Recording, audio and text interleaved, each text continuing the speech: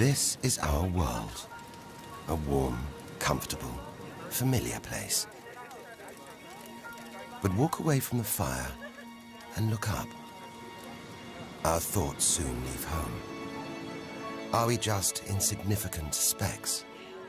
Is the universe welcoming or hostile? We could stand here forever, wondering. Or we could turn our back on this beach, leave home, to see the universe from here to its edge, to discover its wonders, confront its horrors. Beautiful new worlds, malevolent dark forces.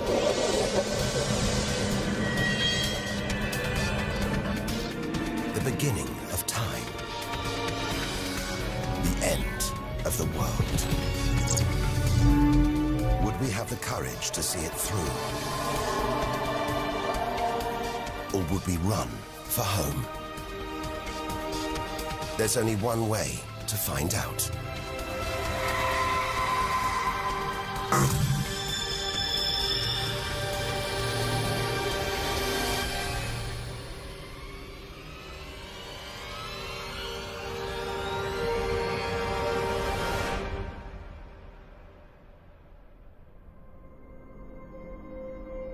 The edge of space, only 100 kilometers up, just an hour's drive from home. Down there, life continues. The traffic keeps moving, stocks go on trading, and Star Trek is still showing. Looks favorable enough at this point that the race should go. The Blue Jays will be without starter Jim Clancy for a couple of weeks. Escorting forming Order! Will the honourable gentleman resume his seat? Mr. Ashton. But we have to leave all this behind. To dip our toe into the vast dark ocean beyond.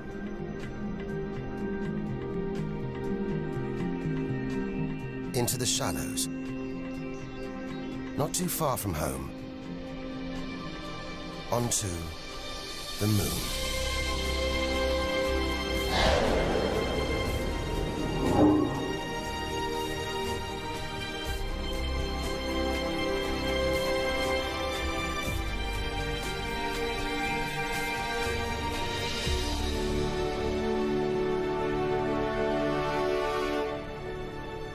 Dozens of astronauts have come this way before us. 12 of them have walked on the moon itself. Just over 400,000 kilometers from home, 3 days in a spacecraft. So close, it's as if we've barely left home. Familiar, safe, within sight of Earth.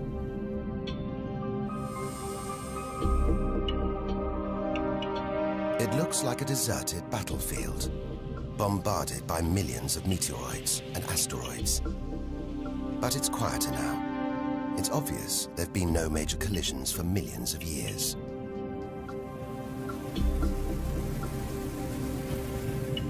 This brings back memories. The Apollo 11 lunar module. Neil Armstrong's first footprints. Looks like they were made yesterday. There's no air to change them. They should survive for millions of years. Maybe longer than us.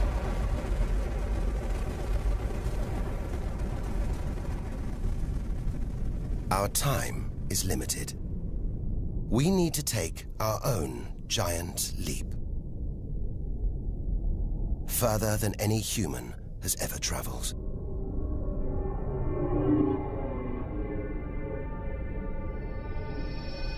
Out of the darkness, a friendly face. The goddess of love. Venus. The morning star. The evening star. Sometimes she welcomes the new day in the east. Others, she says goodnight in the west. The planet's spectacular yellow clouds reflect the sunlight.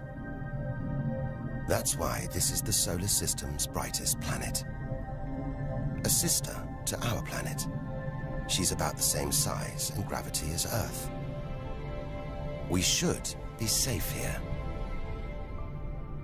But the Venus Express space probe is telling us these dazzling clouds are made of deadly sulfuric acid, that the planet's atmosphere is choked with carbon dioxide. It's ringing alarm bells.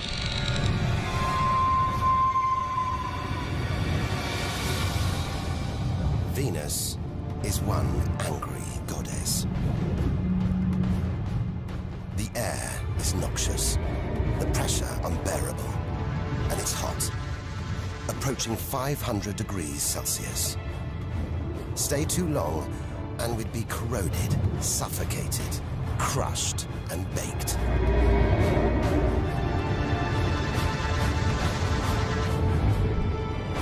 Nothing can survive here. Like this. It's a Soviet Venera robotic probe. Its heavy armor's being wrecked by the extreme atmosphere.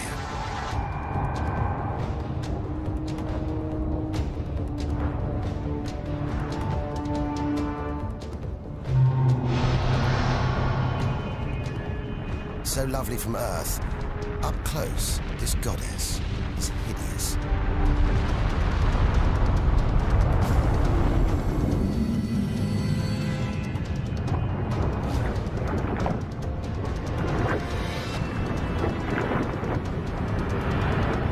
She's the sister from hell, pockmarked by thousands of volcanoes.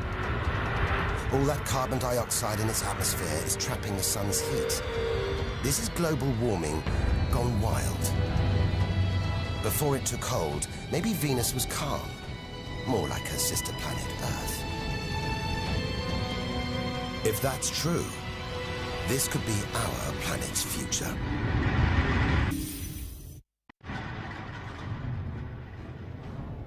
Beginning to think we shouldn't be out here, that we should turn back. But there's something hypnotic about the sun. Like Medusa, too terrible to look at, too powerful to resist, luring us onwards. On, like a moth to a flame. Dwarfed by, scorched by the sun, it's Mercury. Get too close to the sun, this is what happens.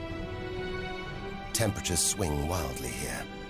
At night, it's minus 170 degrees. Come midday, it's 400 plus. Burnt, frozen, and look at those scars. A sign that Mercury had a violent past. The Messenger space probe is telling us something strange. For its size, this little planet has a powerful gravitational pull. It must be heavier than it looks. It's like a huge ball of iron, covered with a thin veneer of rock, the core of what was once a much larger planet.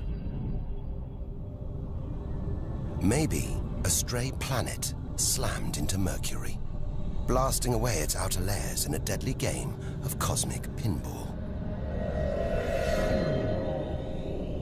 Whole planets on the loose, destroying anything in their path, even entire planets. And we're in the middle of it. Vulnerable, exposed, small. Everything is telling us to turn back. But who could defy this? The sun, in all its mesmerizing splendor. Our light, our lives. Everything we do is controlled by the sun. Depends on it. And more than that, it's the Greek god Helios driving his chariot across the sky. The Egyptian god Ra, reborn every day. The summer solstice sun rising at Stonehenge. For millions of years, this was as close as it got to staring into the face of God. 150 million kilometers from home, a 20-year journey by plane. Switch it off, and it's so far away, we wouldn't know about it for a whole 8 minutes. It's so big, you could fit 1 million Earths inside it. So heavy, its gravity controls the entire solar system.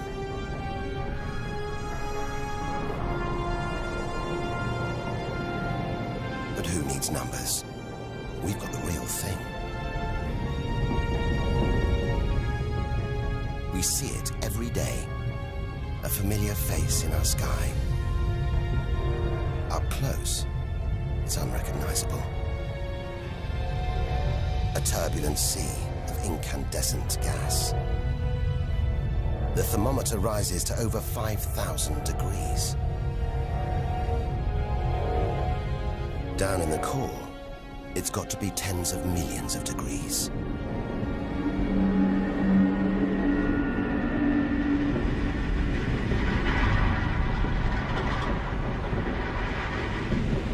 Hot enough to trigger a nuclear reaction, turning millions of tons of matter into energy every second. More than all the energy ever made by mankind. Back home, we see this energy as light, feel it as heat. But up close, there's nothing comforting about the sun. It's so full of electrical and magnetic activity, it's bursting out in these huge incandescent gas loops called prominences. Each one releasing more energy than 10 million volcanoes. You could get the Earth through one of these loops and still have tens of thousands of kilometers to spare.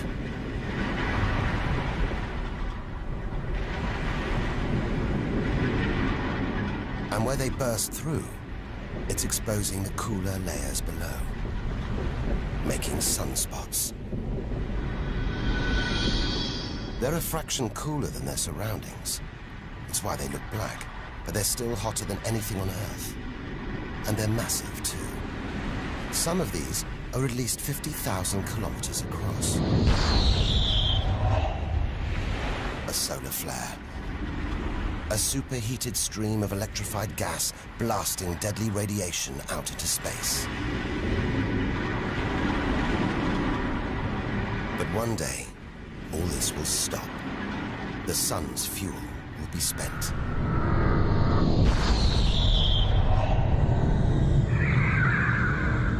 When it dies, that'll be it for the Earth as well. This God creates life and destroys it, demands we keep our distance.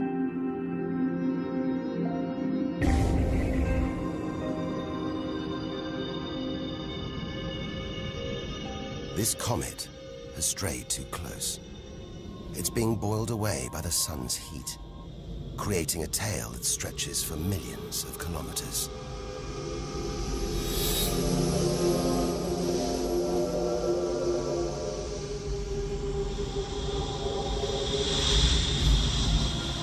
It's freezing in here. There's no doubt where this comet's come from. The icy wastes of deep space. But look at all this steam, the geysers and dust. It's the sun again, melting the comet's frozen heart. A kind of vast, dirty snowball, covered in grimy tar. Tiny grains of what looks like organic material, preserved on ice since, well, who knows when. Maybe even the beginning of the solar system. Say a comet like this crashed into the young Earth billions of years ago. Maybe it delivered organic material and water, the raw ingredients of life. It may have even sown the seeds of life on Earth that evolved into you and me.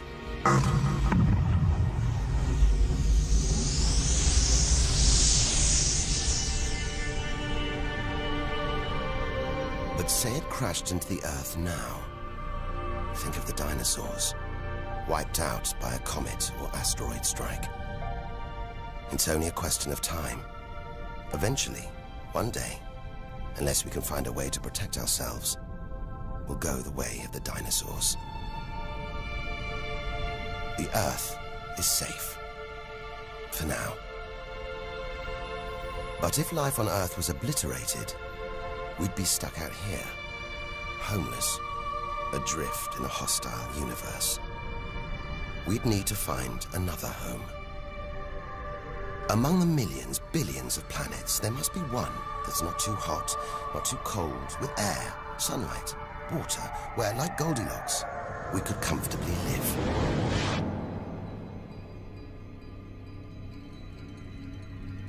The red planet. Unmistakably, Mars. For centuries, we've looked to Mars for company, for signs of life.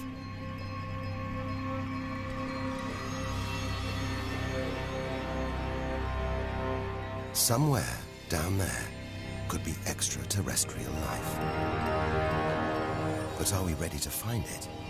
Ready to rewrite the history books, to tear up the science books, to turn our world upside down? What happens next could change everything.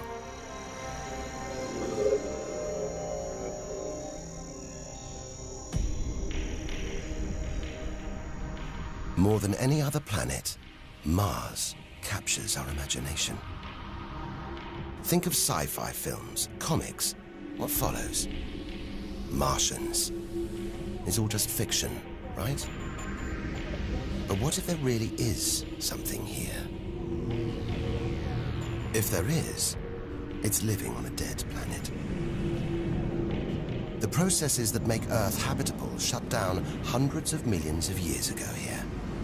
Red and dead, Mars is a giant fossil.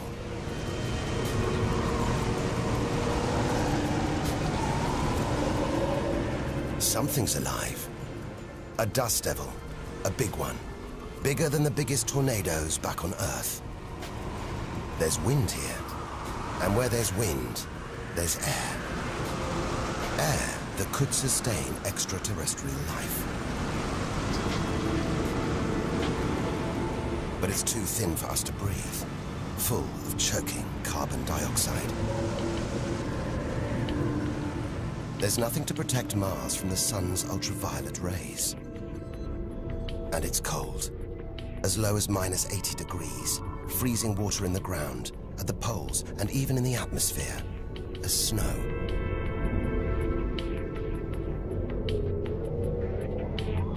It's hard to believe anything could live here. But on Earth, there are creatures that survive in extreme cold, heat, and even in the deepest ocean trenches. It's as though life is a virus. It adapts, spreads. Maybe we're carrying the virus of life across the universe right now. Even in the most extreme conditions, life usually finds a way. But on a dead planet, with no geological activity to replenish the minerals and nutrients in its soil, no heat to melt its frozen water, and all this dust, it's hard to see where we're going.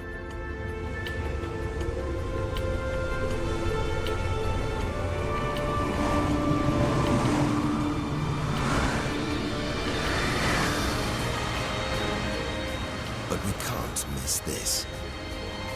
Olympus Mons, a vast, ancient volcano, 3 times higher than Everest. So wide, it would stretch almost all the way across Spain. Since its discovery in the 1970s, it's been declared extinct.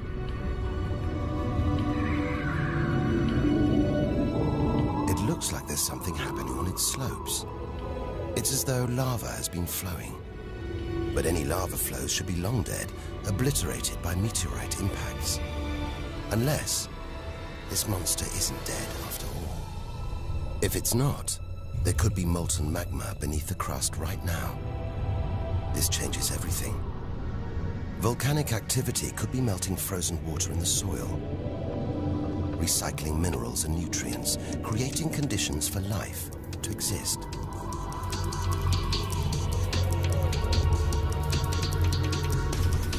This makes the Grand Canyon look like a crack in the pavement. It goes on and on. So far, it would stretch all the way across North America. But look, signs of activity, erosion, and what looks like dried up riverbeds on the canyon floor. Maybe volcanic activity melted ice in the soil, sending water flowing through this vast canyon. Activity that we now know could still be melting ice, creating water. And where there's water, there could be life. If we can find running water, there's a chance we could find living creatures. Trundling across this desolate landscape, the NASA rover Opportunity. It's finding evidence that these barren plains were once ancient lakes or oceans that could have harbored life.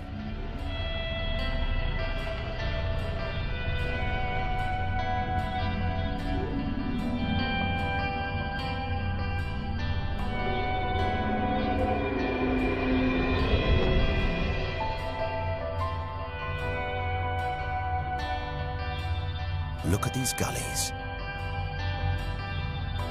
When probes orbiting Mars pass over them, they keep spotting new ones. More proof that Mars is alive and kicking. That there may be water flowing beneath the surface, creating these gullies. Water which could be sustaining Martian life.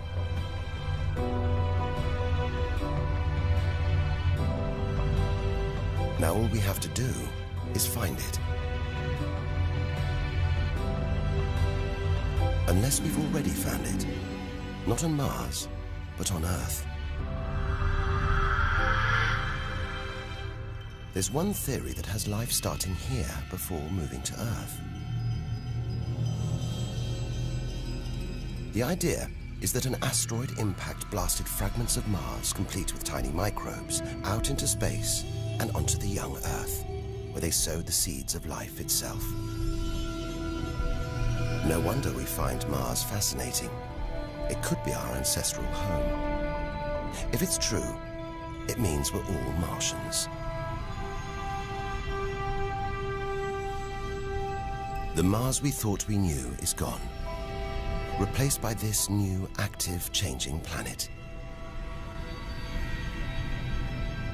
And if we don't know Mars, possibly the solar system's most studied planet, what else don't we know? There must be other secrets out there, waiting to be discovered.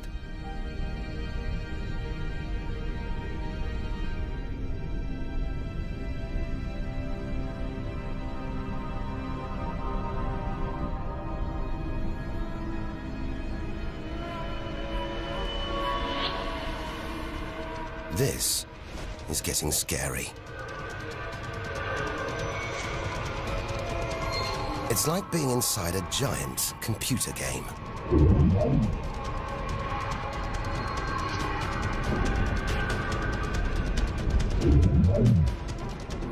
But these are all too real. Asteroids, some of them hundreds of kilometers wide. This one must be about 30 kilometers long. And look, perched on it, a space probe. Can't have been easy parking on an asteroid traveling at 80,000 kilometers an hour. It's a lot of effort to investigate some rubble. Rubble that regularly collides, breaking up and raining down on Earth as meteorites. Magical tokens, supernatural omens, and more than that. Turns out it was rubble like this that came together to make the planets, including our own.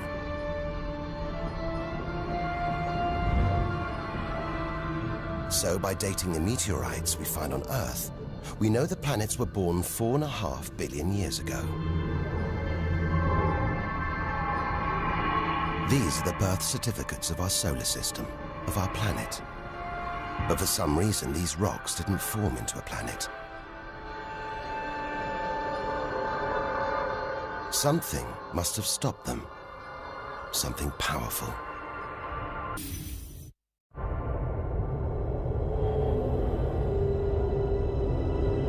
Jupiter. What a monster. At least 1,000 times bigger than Earth. So vast, you could fit all the other planets inside it. Something this big is going to have a major effect on its neighbors. Its gravity is stopping the asteroids from forming a planet. And just look at it. It's stunning. But up close, maybe things aren't quite what they seem. This huge planet is almost all gas. Land here, and we'd sink through its layers, maybe never hitting a solid surface. And Jupiter's good looks, the product of extreme violence. It's spinning at a huge rate, whipping up winds to hundreds of kilometers an hour, contorting the clouds into stripes, eddies, whirlpools. And this, the legendary Great Red Spot. The biggest, most violent storm in the solar system. At least 3 times the size of Earth. It's been raging for over 300 years. All those churning clouds have sparked an electrical storm. Just one bolt is 10,000 times more intense than any at home.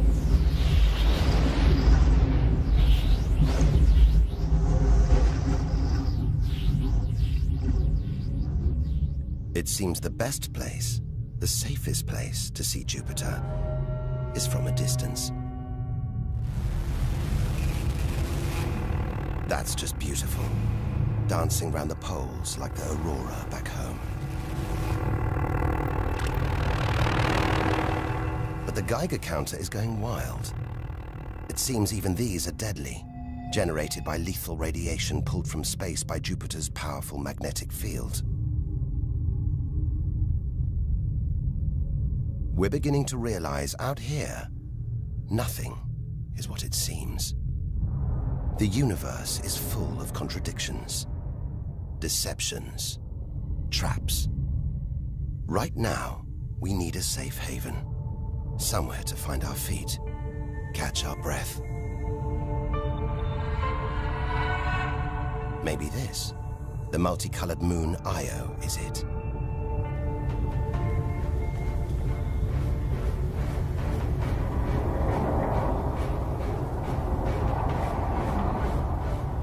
Those pretty colors, a molten rock, sulfur, volcanoes, spewing burning hot ash and sulfur hundreds of kilometers into the air. This is no safe haven. This is the most volatile place we've seen since the sun. Our magical journey to the edge of the universe is turning into a desperate flight. We've got to keep believing, hoping that amidst the dangers, there are wonders waiting to be discovered. 650 million kilometers from home. What a weird-looking place. And yet it looks strangely familiar.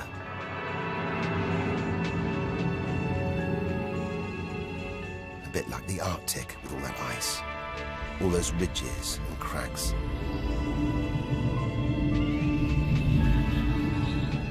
This is Europa. And maybe, like the Arctic, this ice is floating on water, liquid water.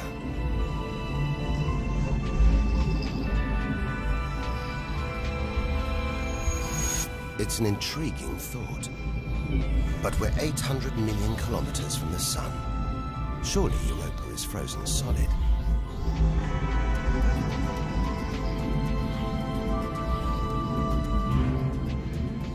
Unless Jupiter's gravity is creating friction deep inside, stopping Europa from freezing solid, allowing life to develop in the waters beneath its frozen crust. We might be meters away from aliens, from a whole ecosystem of microbes, crustaceans, maybe even squid.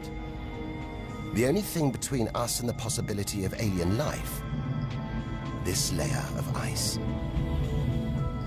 But until we send a spacecraft to drill through the ice, Europa will remain one of the solar system's greatest mysteries.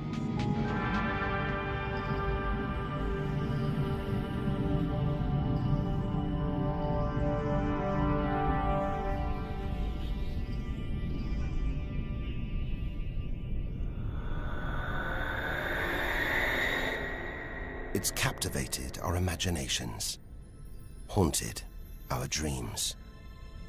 And here it is, spinning before our eyes. Saturn, the jewel in the solar system's crown. Seeing it makes everything we've experienced worthwhile. There's something magical about Saturn. A giant ball of gas, so light it would float on water. Its spectacular rings would stretch almost from Earth to the Moon, but they're just a few hundred meters deep. That's the Cassini orbiter. It's picking up ghostly radio emissions, probably generated by auroras around Saturn's poles. This is the real music of the spheres. And Cassini is telling us these rings are probably all that's left of a moon shattered by Saturn's gravitational pull. Incomparable beauty from total destruction.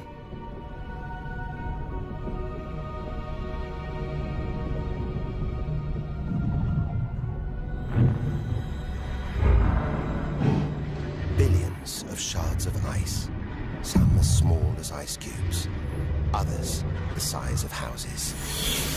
They collide, break apart, reassemble. It's like a snapshot of our early solar system, as dust and gas orbited the newly born sun, and gravity worked its magic, pulling the lumps together until from debris like this, our home emerged.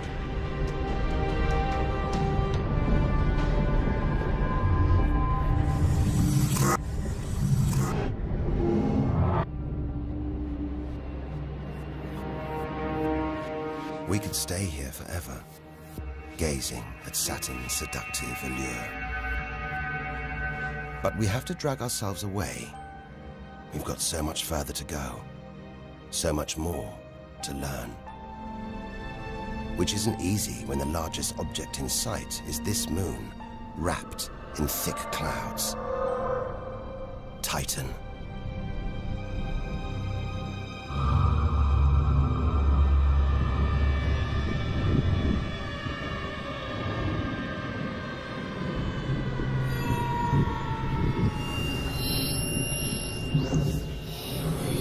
It seems like there's an atmosphere down here. There's wind, rain, even seasons. And look at these rivers, lakes and oceans. It's the most similar place to Earth we've seen so far. Maybe it was worth tearing ourselves away from Saturn after all. Except that's not water. That's liquid natural gas. There must be hundreds of times more natural gas here than all the Earth's oil and gas reserves. If we could get it home, it could power our cities, fuel our cars for thousands of years. Or maybe, one day, we could use it here to fuel a colony. Assuming there isn't life on Titan already. The Huygens space probe, dropped onto Titan's surface from Cassini, is here to find out. It's telling us there are organic materials in the soil, but it's so cold, minus 180 degrees. There's no way these could come together to form life. Unless Titan warms up. The sun is predicted to get hotter. When it does, maybe life will spring up here, just like it did on Earth billions of years ago. As the Earth gets too hot for us, maybe we'll move to Titan. One day we might call this distant place home.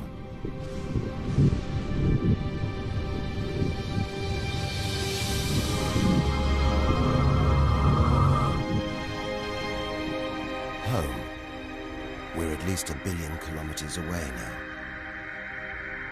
Beyond this point, we lose visual contact with the Earth. We're standing on a cliff, looking out into the solar system's mysterious outer reaches. If we want to understand the universe, to reach its edge, we have to jump. Unseen from Earth, unknown for most of history, we're in the solar system's outer reaches. It's like diving down into the deep ocean.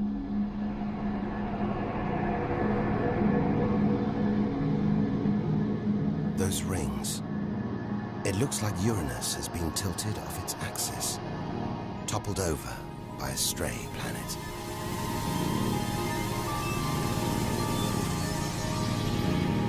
It's eerie out here. Already beginning to feel small, lonely. Maybe this is how we'll feel, what we'll find at the edge of the universe. But we've barely left the shore. Shrink the Earth down to the size of a pea. We've traveled less than 2 kilometers. But to reach the edge of the solar system, we've got to travel another 20,000 kilometers. Out of the deep, another strange beast. The god of the sea, Neptune. This giant is swathed in methane gas. And look, a storm the size of Earth, whipped up by savage 1,500-kilometer-an-hour winds. Back home, it's the sun that drives the wind, but Neptune's too far away. Something else must be creating these ferocious winds, but nobody knows what. Our solar system is huge. It's alarming how little we really know about it.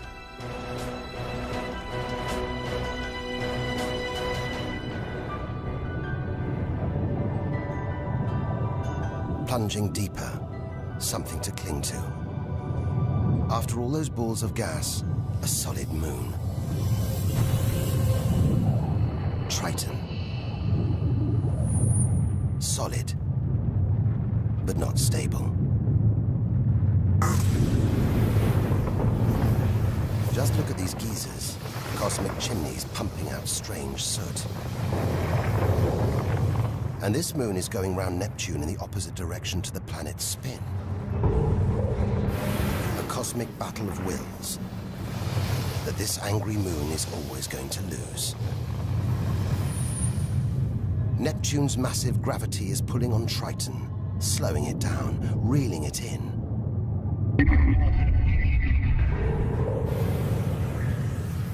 One day, it'll be ripped apart by Neptune. And that's it. No more moons, no more planets to see in our solar system. It's getting colder. We're getting further from the sun, slipping from the grip of its gravitational tentacles. But look at all this. It's not a void. It's teeming with frozen rocks, icy spheres, like Pluto. Until recently, it seemed Pluto was alone. Beyond it, nothing. We were wrong. More frozen worlds. Discoveries so new, nobody can agree what to call them. Plutinos, ice dwarfs, cubanos. Whatever the name, the implications are the same. Our solar system isn't the neat model we thought it was. Over 13 billion kilometers from home, the most distant thing ever seen to orbit the sun, another small icy world called Sedna, discovered in 2003.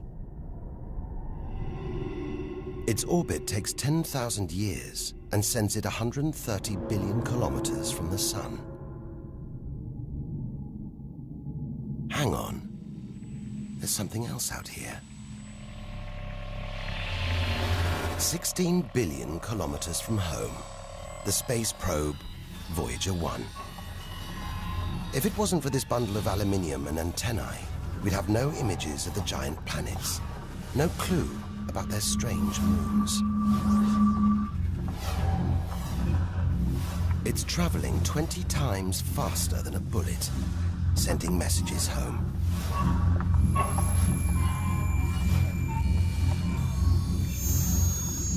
And look, on its side, that gold panel, a kind of intergalactic message in a bottle.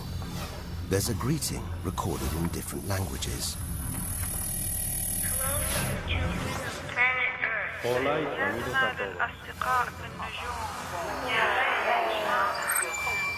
And a map showing how to find our solar system.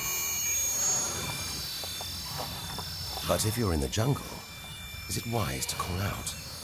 Anyone, anything could hear our call, find out where we live, and come knocking.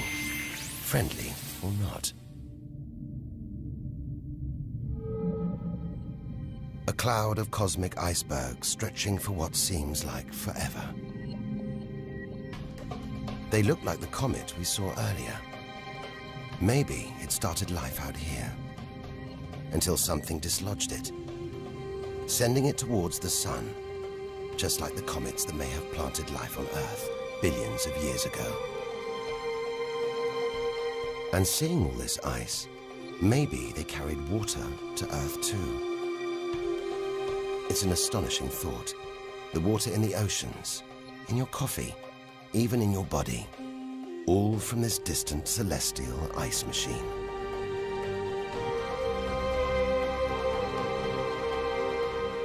We're 8 million, that's 8 trillion kilometers from home. But in reality, this is only a baby step. Ahead, trillions of kilometers, billions of stars. This is it. Time to stop looking in and start looking out. To step out into the big, wide universe. Into interstellar space.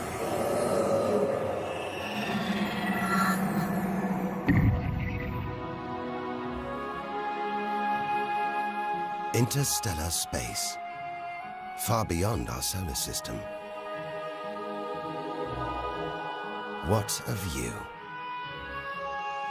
Billions of stars like our own sun, many with planets, many of those with moons.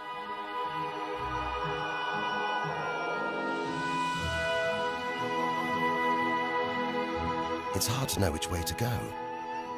There are infinite possibilities in every direction. Whichever way, we're going to need a serious burst of acceleration.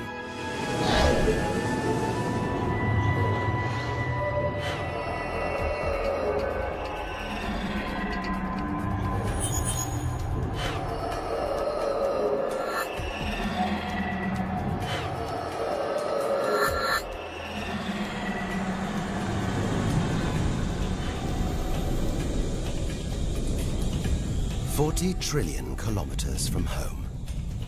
150,000-year ride in a space shuttle. And we've only just reached the first solar system after our own. Alpha Centauri. Not one, but 3 stars. They're spinning around each other, locked in a celestial standoff. Each star's gravity attracting the other, their insane orbital speed keeping them apart.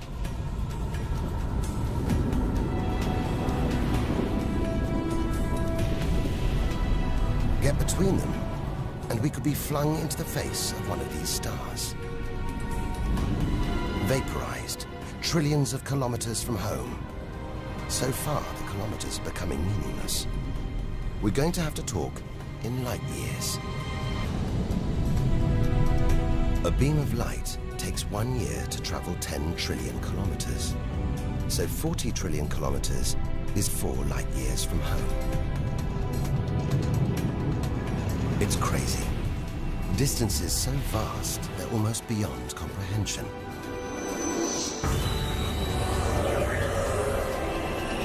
And exciting.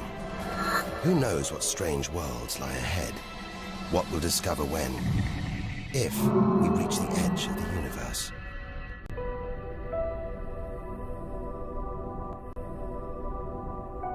"10 light years from Earth, the star Epsilon Eridani.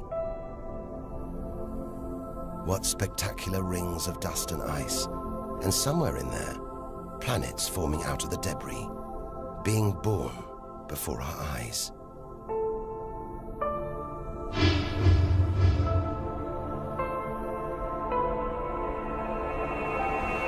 Asteroids and comets everywhere.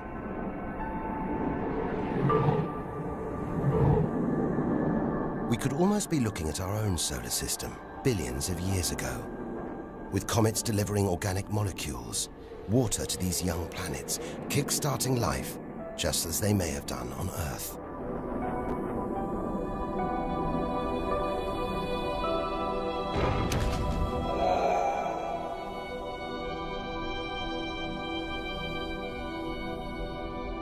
At the center of all this action, a star smaller than our sun. It's still in its infancy. Any life in this solar system would be primitive at best.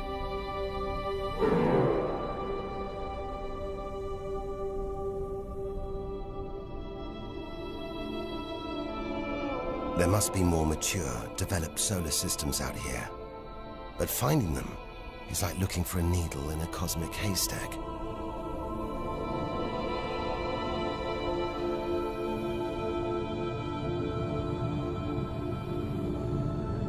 "20 light years from Earth. Star Gliese 581.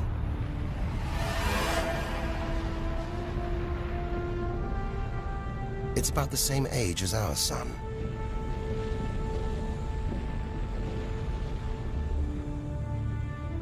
And orbiting it, this planet. It's just the right distance from its sun. Any closer and water would boil away. Any further, and it would freeze. Ideal conditions for life to have evolved.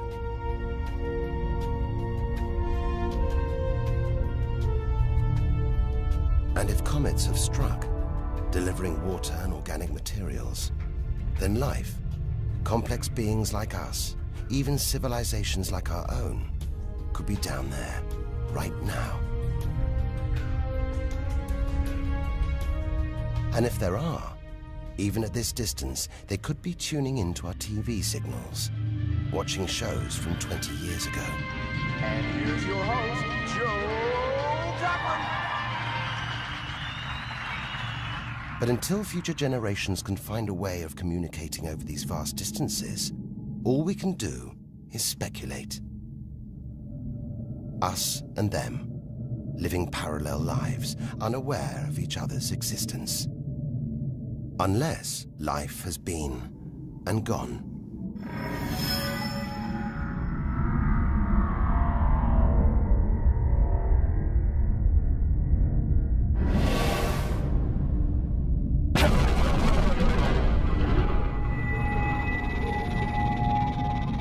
That's the problem with comets.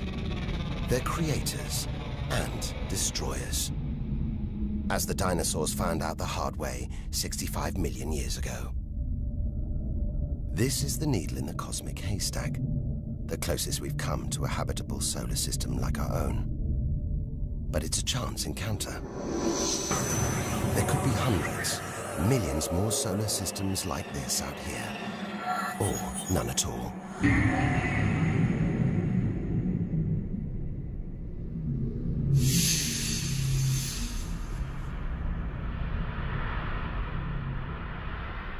This is vast. And look, it's the planet Bellerophon.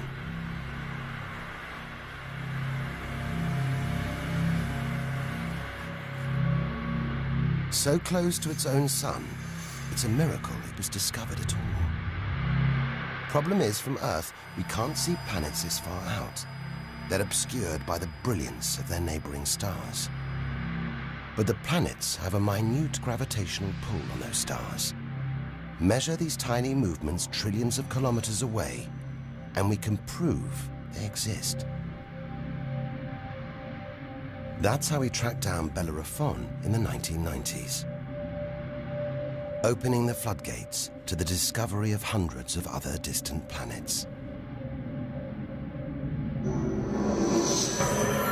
65 light-years from Earth. Tune in on this bright star, and you'd pick up TV signals from Hitler's Berlin Olympics.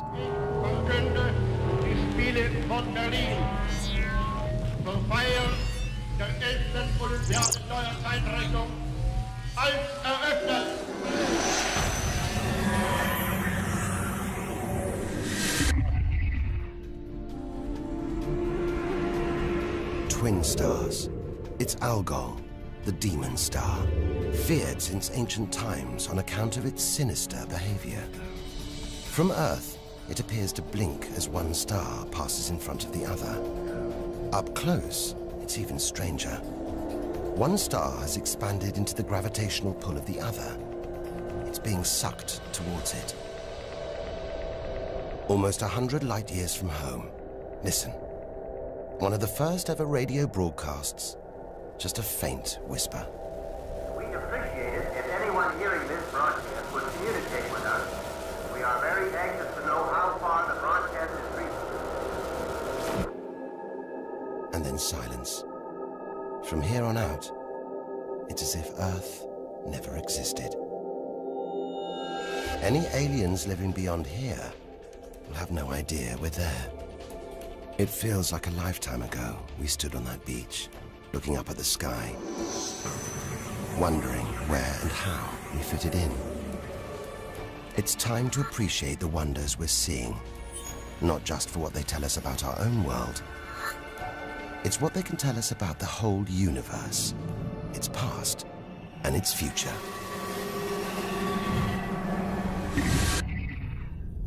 Deep inside our galaxy, the Milky Way, a vast celestial library, each star a book with a story to tell. It's all here, waiting for us to lift the cover. The seven sisters, daughters of the ancient Greek god Atlas, transformed into stars to comfort their father as he held the heavens on his shoulders.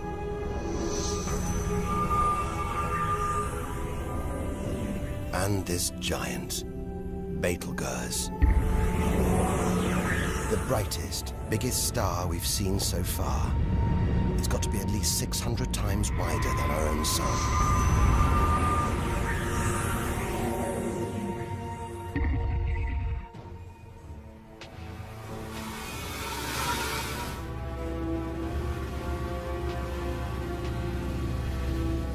But this, it's not a star. Not a planet. Not like anything we've ever seen.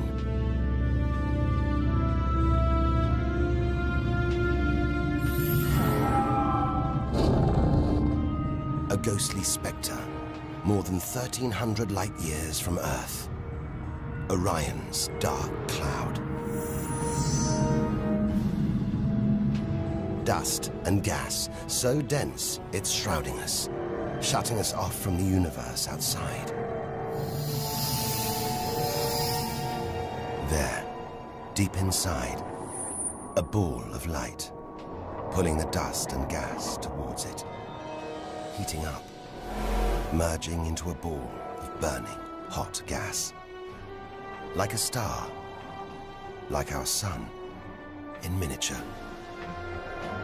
It's millions of degrees inside it. So hot, it's beginning to trigger nuclear reactions, the kind that keep our sun shining. Making energy, radiation, light. A star is being born.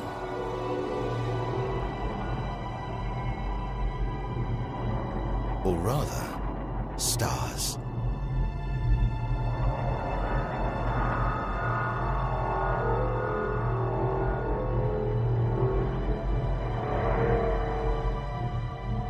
Orion's dark cloud is a vast star factory.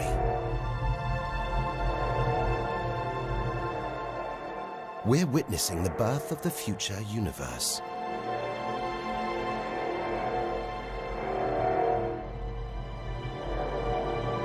We've come to expect hostile horrors, but we're discovering one of the universe's greatest creative wonders: star birth.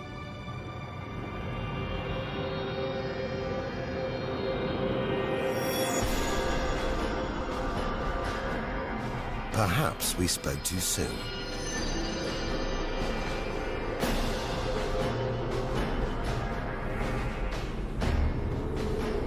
Jets of gas, exploding outwards at 200,000 kilometers an hour, blasting dust and gas out for millions of kilometers.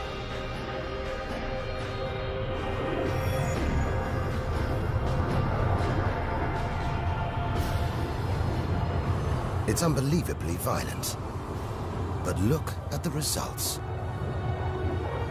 It's beyond words. Nebula.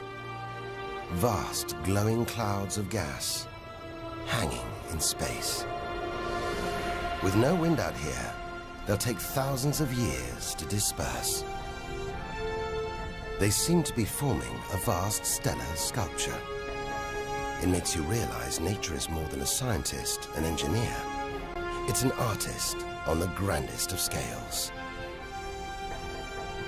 We've seen some strange sights, but this is a masterpiece. A giant horse's head rearing up in space.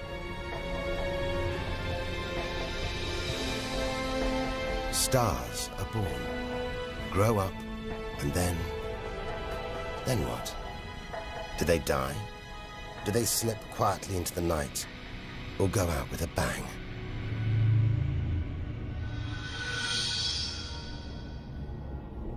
Somewhere between here and the edge of the universe lies the answer. Nearly 4,000 light-years further, luminous clouds suspended in space, encircling what was once a star like our own sun.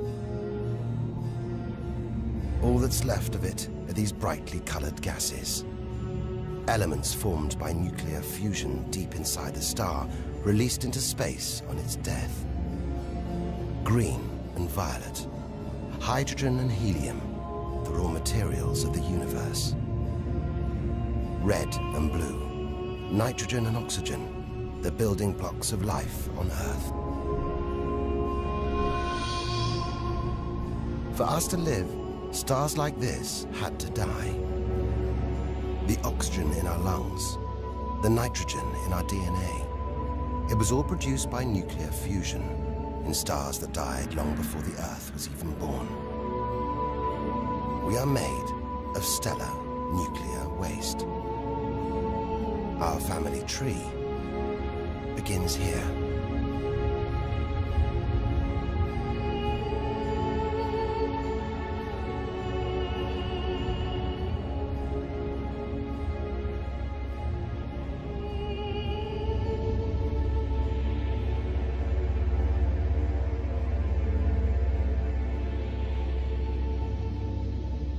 At its heart, the ghost of a star. It's a white dwarf. White, hot, small, but unbelievably dense. In the star's dying moments, its atoms fused and squeezed together, making it so dense that just a teaspoon of this white dwarf would weigh 1 ton.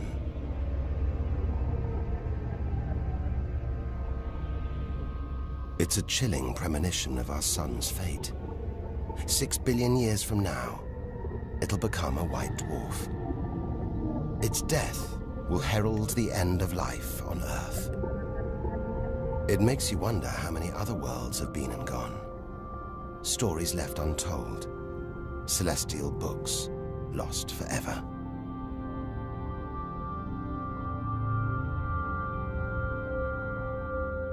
But the greatest story of them all is still to be told.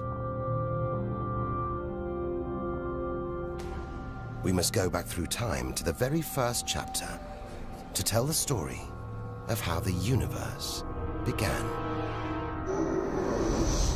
The scattered remains of a dead star, a nebula, the Crab Nebula.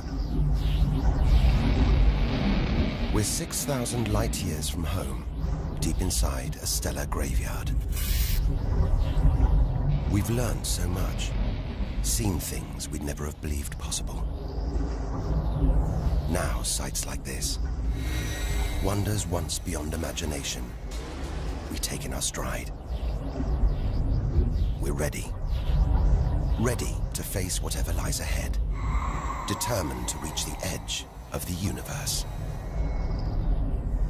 It looks dead, but maybe this is just the calm after the storm, after a massive explosion, powerful enough to turn a huge star into a cloud of dust and gas, a supernova.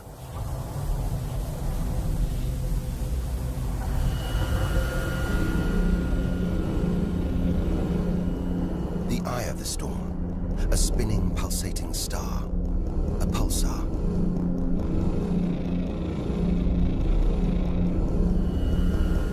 Gravity must have squeezed the giant star's core down to this. It's just 20 kilometers across, unimaginably dense. One pinhead of this would weigh hundreds, maybe millions of tons.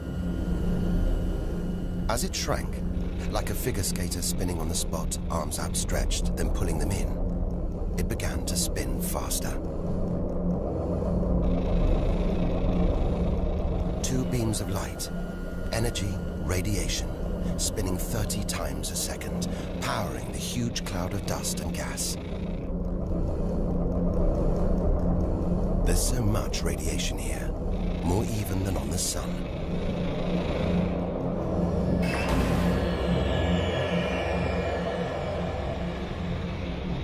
That was easily the deadliest thing we've encountered so far.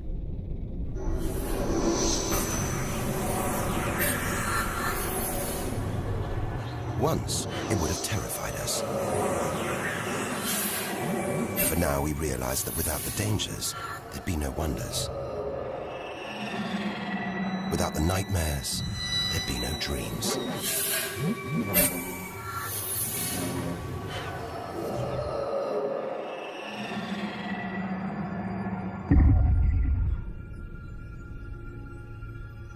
Getting a strange sensation.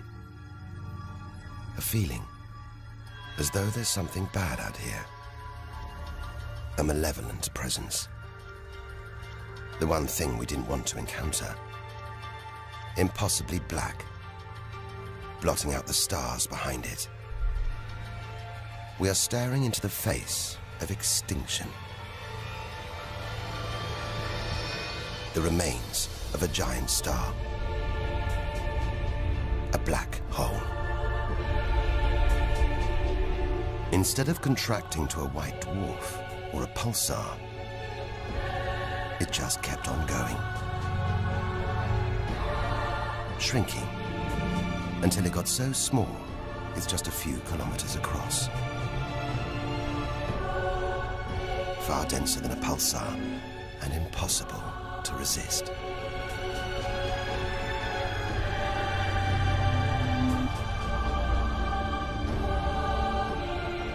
Stray too close, and there's no turning back. No time, no space. All the rules of physics collapse.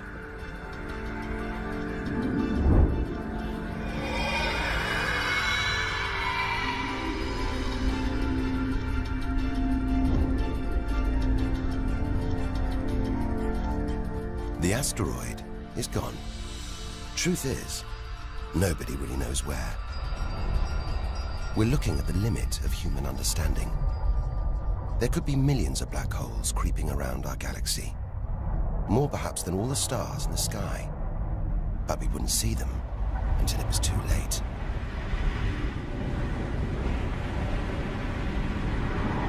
Like this star, spiraling, disappearing down an invisible plug hole. Who's to say we don't live inside a vast black hole? That the whole universe isn't inside one right now, inside another universe.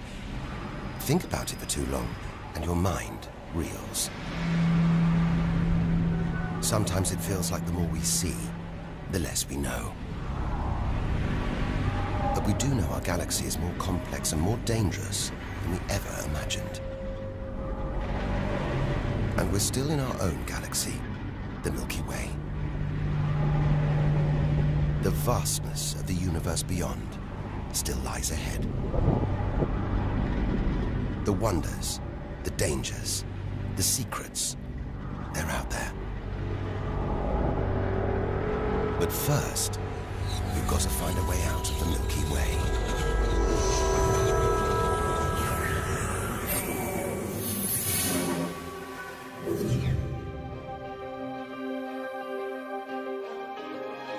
"7,000 light years from home, still deep inside our own galaxy. It's as though we're in a forest thick with trees, each so beautiful, so fascinating. It's impossible to look beyond, to see the bigger picture. We have to find a way through, reach the clearing at the galaxy's edge. Only then can we begin to understand where it and we all began. But faced with sights like this, it's hard to leave.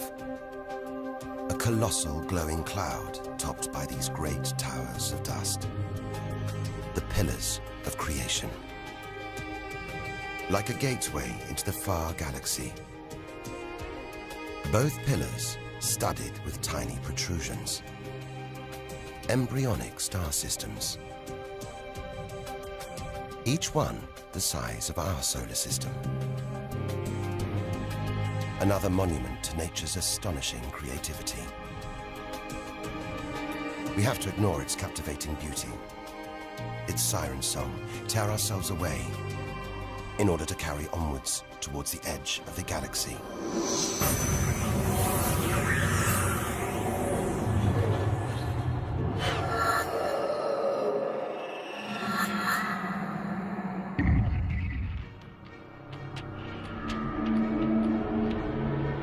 Dazzled by the Milky Way's beauty, we've been blinded to its terrors and strayed into a cosmic minefield. Like an explosion in slow motion, giant clouds of gas are bursting out of this star. A massive star, millions of times brighter than our sun. It's going into meltdown. The fuel that sustains it is running out.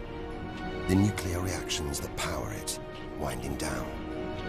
We're watching its death throes. Eventually, the core will implode. The result, a new black hole.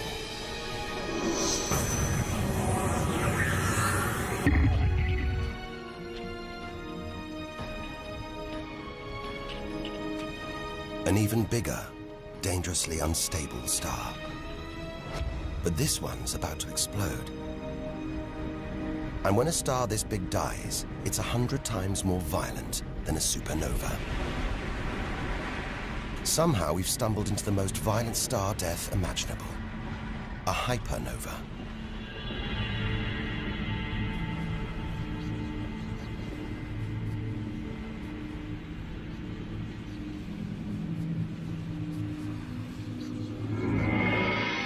The core's collapsed.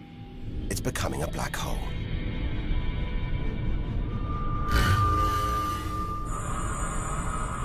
And that's the shockwave, surging through the star, ripping its outer layers into space.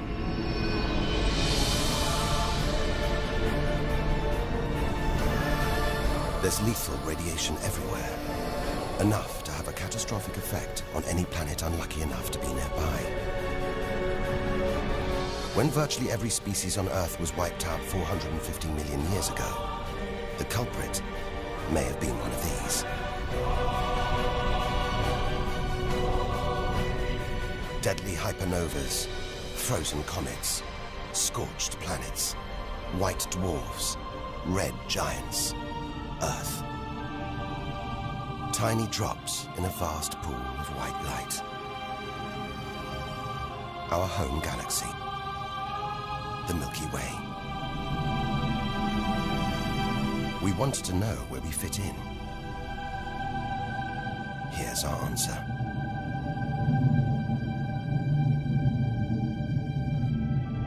Civilizations, past and present. Everyone that's ever lived. The smallest bug, the highest mountain. All of it. Invisible. Not even a tiny speck.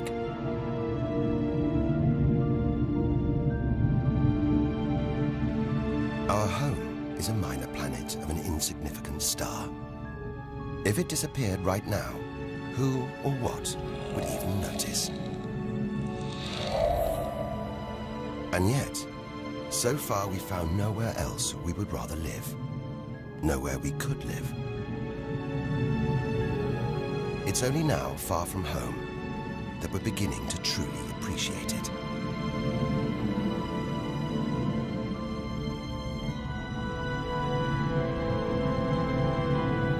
Look at all these stars. Hundreds of thousands of them. Surely one of these, more than one, must be capable of supporting life.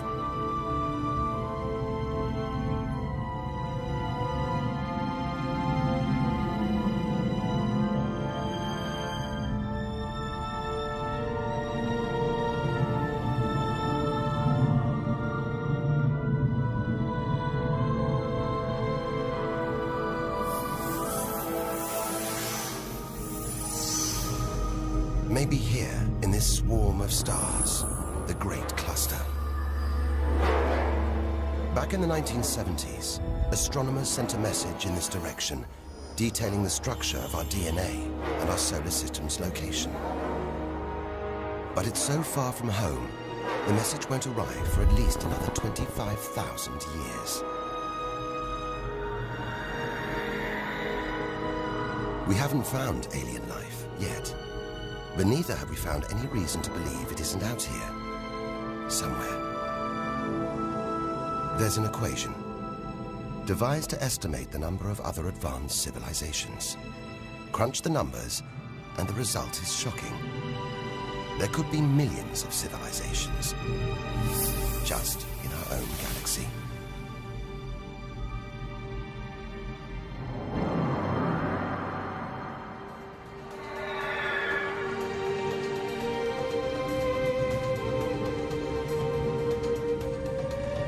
Everything we have seen so far is inside the Milky Way.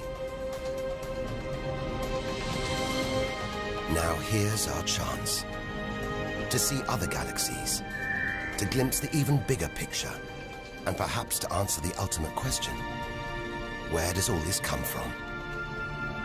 We are now ready to leave our solar system, our galaxy, and enter intergalactic space.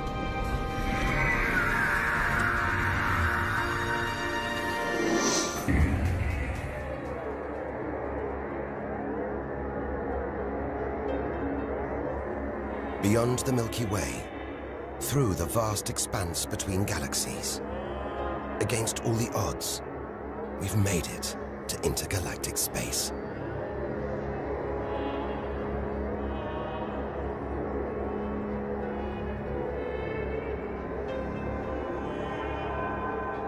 Out here, there's no horizon in sight. Even the closest galaxies are millions of light years away. The remains of galaxies ripped apart by the Milky Way's huge gravitational pull. Scattered through, nothing.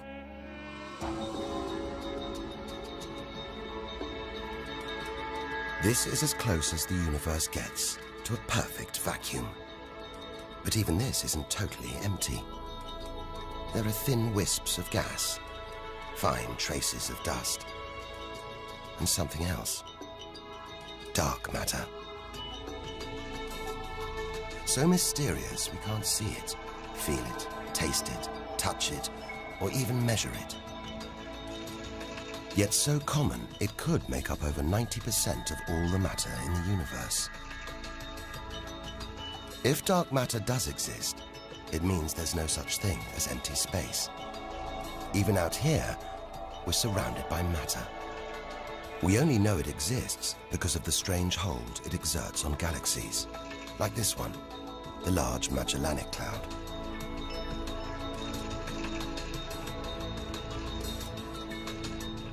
More than 6 billion years into today's fastest spacecraft, 160,000 light-years from the Milky Way, at the edge of its gravitational reach.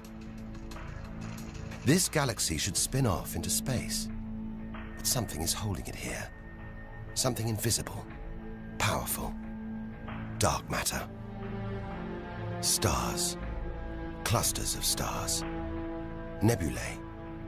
It's a vast astronomical treasure house.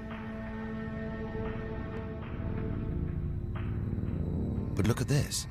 It's like a string of gleaming pearls. It's a fireball, expanding out from what must have been a massive explosion, a supernova. So bright that when light from the explosion reached the Earth in 1987, it was visible with the naked eye. And so violent, it triggered a string of nuclear reactions, forcing atoms together, creating new elements: gold, silver, platinum, blasting them out into space.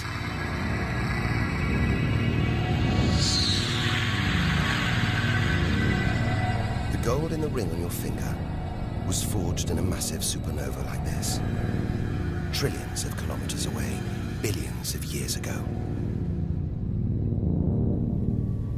Before we left home, the universe seemed separate. Something out there, up in the sky. We were wrong. The story of the universe is the story of every one of us.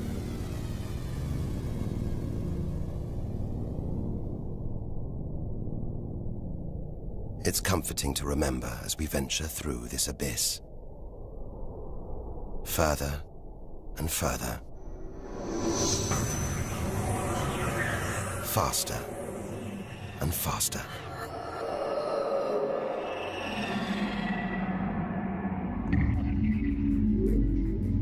The Andromeda Galaxy, 2.5 million light-years away.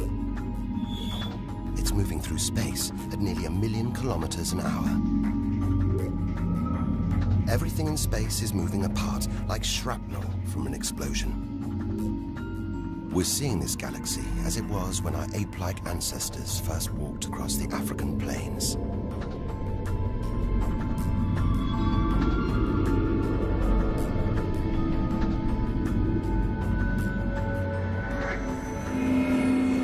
We go further through space, and further back in time. This doesn't look right. A whole galaxy exploding. The only thing large enough to cause an explosion on this scale has to be another galaxy. It looks like the end of the world, but we've seen enough to know things are never that simple. This galaxy won't die. It'll be reborn. A new shape, perhaps even new stars. As dust and gas collide, creating friction, shockwaves, triggering the birth of stars.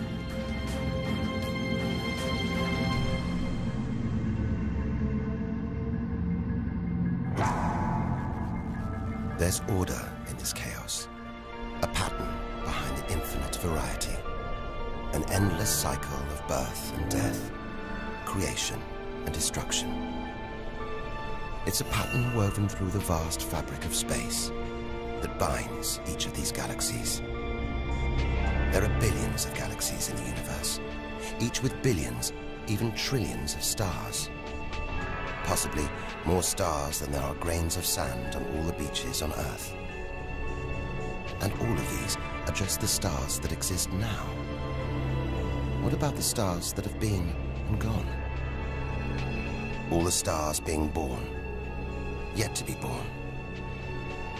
We're finally beginning to see the big picture, and it's grander than we ever imagined. This largest galaxy. The huge Pinwheel Galaxy is so far from Earth that if we send a message home now, it'll take 27 million years to get there. Who knows whether our species, our planet, will still be around to receive it? Most likely not.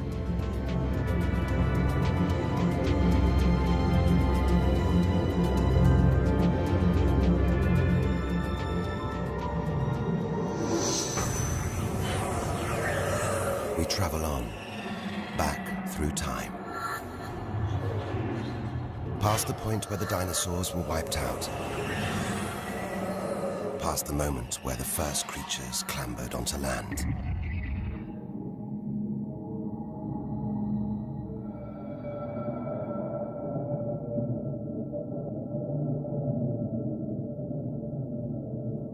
Two billion light years from home, closing in on the edge of the universe, going back to the beginning of time. This isn't a galaxy. It's brighter than hundreds of galaxies put together. A blinding beam of energy bursting out for trillions of kilometers. Something this big, this bright, must be incredibly powerful. Experience tells us, out here, power equals danger. It looks like a quasar, the deadliest thing in the universe. If it is, then our journey could be over, just as the end is almost in sight.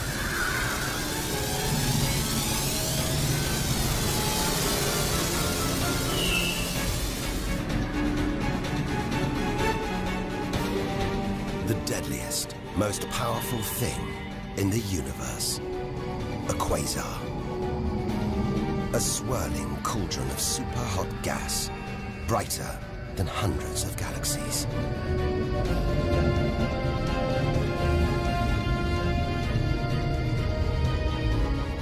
The source of this awesome power lies deep inside the heart of the beast. A heart of darkness. A supermassive black hole, as heavy as 1 billion suns.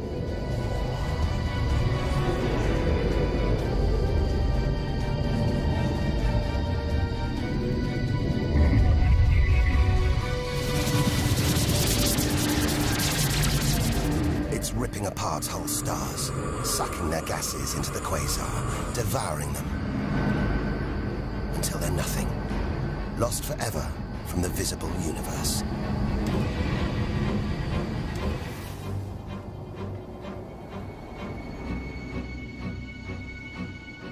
We've seen the worst the universe can throw at us, the most powerful and destructive forces the universe produces. Now it's on to the very edge of the universe. It's almost within reach.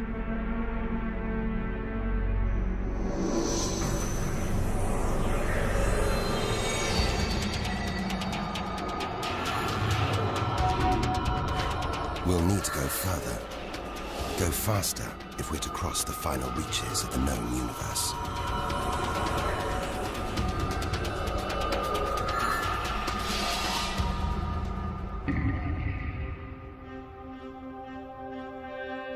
Eight billion light years from home. More galaxies. But these look different. Ragged, small, close together. We're so far back in time, we're seeing these galaxies as they were before the Earth was even born. They're still young, still growing. We're getting closer to where and how it all began. 12 billion years ago. Look at the galaxies now. They're more like primitive plankton floating in a vast, dark ocean.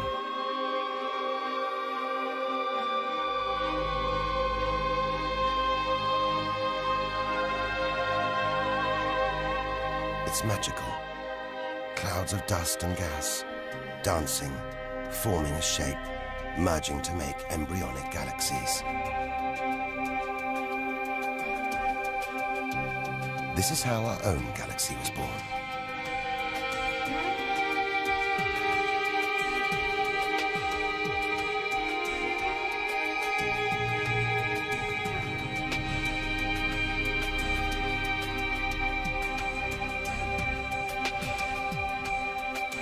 They're disappearing.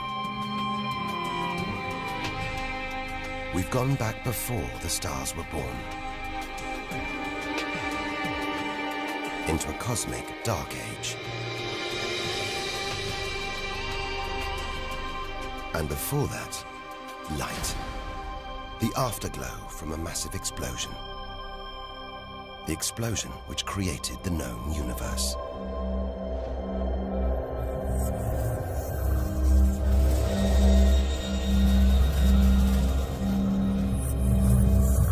We're almost there.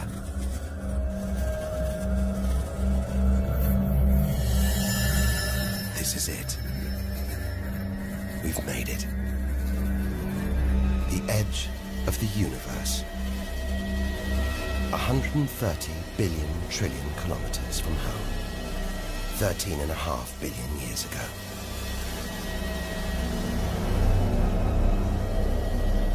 The very instant of the Big Bang. The most violent, most creative moment in history. Everything that's ever happened follows from this moment.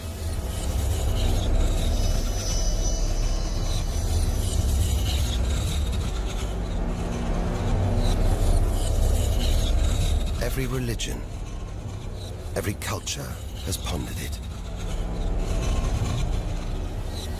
But we still don't know what sparked this act of creation, or why. This is where our journey ends, and the universe begins.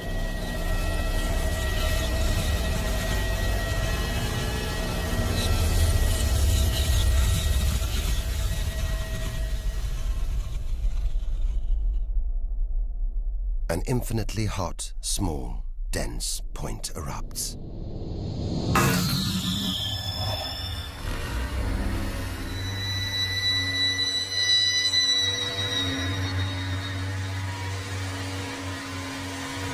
Creating space, time, matter, our universe itself. First, it's the size of a subatomic particle. The tiniest fraction of a second later, it's big enough to hold in the palm of your hand. Moments later, it's the size of the Earth.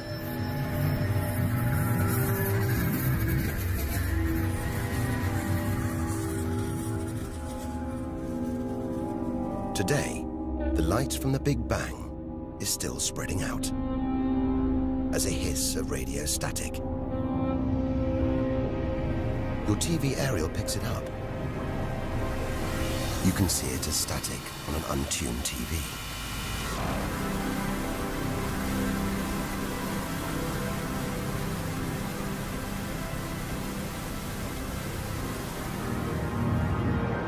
We go on, forwards through time, riding the blast wave. All the things we've seen on our journey are sparks flying out from the Big Bang. Galaxies, stars, planets, all just debris.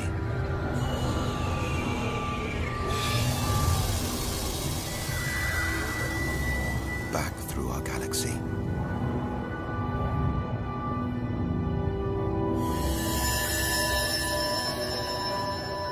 Our solar system. Until we reach another cooling cinder, swirling in the afterglow of the Big Bang. The Earth.